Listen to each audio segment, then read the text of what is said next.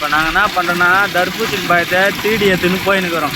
ரோட்டில் யாராச்சும் பார்த்தாங்கன்னா குட்டியா எனக்கு ஒரு பயம் கொடுறா, எங்கள் வீட்டில் குழந்தைங்க இருக்குது குட்டிங்க இருக்குதுன்னு சொல்லியா ஒரு பயம் வாங்கிடுவாங்க.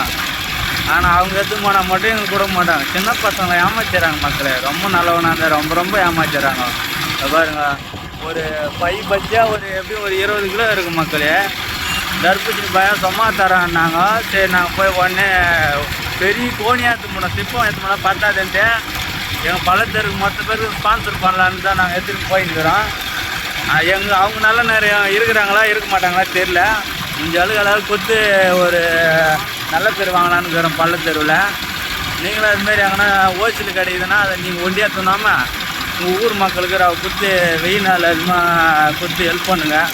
காசு கொடுத்து தான் இப்போ துண்ண முடியாமல் கிடக்குறாங்க. எல்லாம் கொடுத்து நல்லா சாப்பிடுங்க மக்களே.